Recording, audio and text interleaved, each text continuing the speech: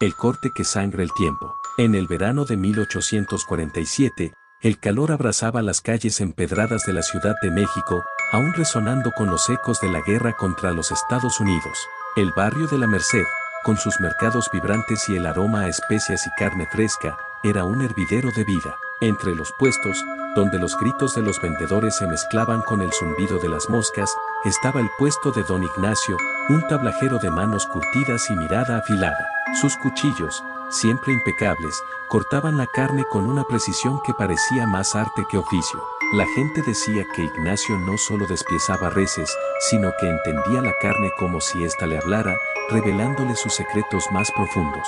Ignacio, de unos 40 años, tenía la piel morena marcada por el sol y una cicatriz que le cruzaba la ceja izquierda, recuerdo de un accidente con un gancho de carnicería en su juventud. Había aprendido el oficio de su padre, quien le enseñó que un buen tablajero no solo corta, sino que respeta el animal, aprovechando cada parte con destreza. El hueso, la grasa, el músculo, todo tiene un propósito, solía repetirle su padre, y esas palabras se habían grabado en su alma como un mandamiento. Pero algo en Ignacio había cambiado en las últimas semanas.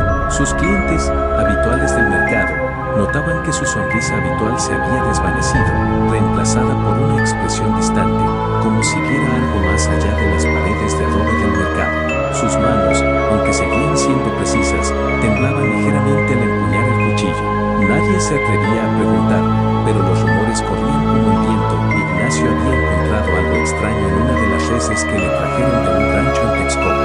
Esa mañana, el sol apenas despuntaba cuando Ignacio abrió su puesto. El mercado de la Merced, construido sobre los antiguos canales de la Gran Tenochtitlán, aún conservaba un aire místico, como si los dioses antiguos observaran desde las sombras. Mientras colgaba los cortes de carne en los ganchos, una anciana se acercó, su rebozo cubriéndole el rostro. Ignacio, dijo con voz rasposa, ¿es cierto lo que dicen? ¿Encontraste algo en la carne? Él frunció el ceño, limpiándose las manos en el mandil manchado. No crea en chismes, doña, solo corto lo que me trae. Pero la anciana no parecía convencida. Ten cuidado, muchacho, hay cosas que no deben tocarse. La carne guarda memorias.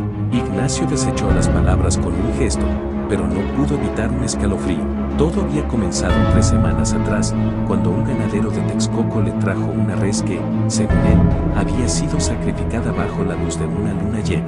Es de las mejores, aseguró el hombre, pero había algo en su mirada que inquietó a Ignacio. Al abrir el animal, encontró una anomalía en el centro del costillar, incrustado como si hubiera crecido allí. Había un hueso que no pertenecía a la res. Era pequeño, delicado, casi humano, con marcas que parecían talladas a mano, como jeroglíficos de una lengua olvidada. Intrigado, Ignacio guardó el hueso en una caja de madera bajo el mostrador, pero desde entonces, las cosas no fueron iguales. Por las noches, mientras limpiaba sus cuchillos, escuchaba un crujido suave, como si alguien caminara sobre el suelo de tierra del mercado.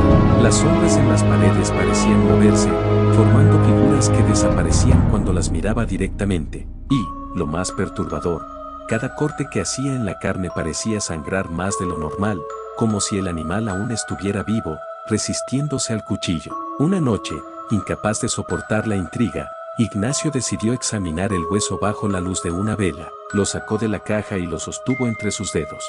Las marcas talladas parecían brillar con un fulgor tenue, y al tocarlas, sintió un calor que le recorrió el brazo. De pronto, el aire se volvió pesado, y un olor metálico, como a sangre fresca, llenó el puesto. La vela parpadeó, y en el reflejo del cuchillo que descansaba en la mesa, Ignacio vio algo que lo hizo retroceder. Una figura borrosa, con ojos huecos, lo observaba desde el metal. El corazón de Ignacio latía con fuerza, pero su curiosidad era más fuerte que el miedo. ¿Qué eres?, susurró, casi sin querer. El hueso vibró en su mano, y una voz, grave y antigua, resonó en su mente: no soy de este tiempo. Ignacio dejó caer el hueso, que rodó hasta el suelo, pero la voz no se detuvo. Corta la carne, tablajero, corta, y me liberarás. Desde esa noche, Ignacio no pudo dormir. Cada vez que cerraba los ojos, veía imágenes de un México antiguo, pirámides cubiertas de sangre, sacerdotes con cuchillos de obsidiana, y un altar donde se sacrificaban no solo animales, sino algo más. La voz lo seguía, instándolo a cortar, a desentrañar la carne como si en ella estuviera la clave de un misterio mayor. En el mercado, los otros vendedores comenzaron a evitarlo. Decían que sus ojos estaban inyectados de sangre, que hablaba solo mientras afilaba sus cuchillos. Una tarde, mientras trabajaba en un costillar, Ignacio sintió que el cuchillo se deslizaba con demasiada facilidad, como si la carne se abriera por voluntad propia. Al separar las costillas, encontró otro hueso idéntico al primero, con las mismas marcas. Su respiración se aceleró. No puede ser, murmuró. Pero antes de que pudiera reaccionar, la carne en la tabla comenzó a moverse, como si intentara recomponerse. Ignacio retrocedió, tropezando con un gancho que colgaba detrás de él. El mercado estaba desierto, pero podía jurar que escuchaba pasos, risas, lamentos, todos mezclados en un coro que no era humano. Desesperado, Ignacio decidió quemar los huesos. Esa noche, bajo la luna llena, llevó la caja de madera a un terreno baldío cerca del mercado. Mientras el fuego consumía los huesos, el aire se llenó de un humo denso que olía a carne quemada. Pero en lugar de alivio, Ignacio sintió un peso en el pecho. La voz volvió, más clara, más furiosa. No puedes detenerme, tablajero. La carne siempre guarda la verdad. A la mañana siguiente, el puesto de Ignacio estaba vacío. Los vecinos aseguraron que lo vieron salir al amanecer, con el mandil a un puesto, caminando hacia el canal de la Merced.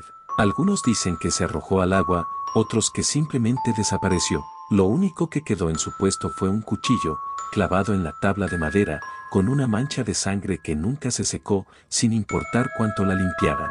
En la Merced, los tablajeros aún cuentan la historia, especialmente a los aprendices. Dicen que un buen tablajero sabe que la carne no solo se corta, sino que se lee, como si cada fibra contara una historia. Y en las noches de luna llena, cuando el mercado queda en silencio, algunos juran escuchar el sonido de un cuchillo afilándose y una voz que pide, desde las sombras, que alguien termine el corte.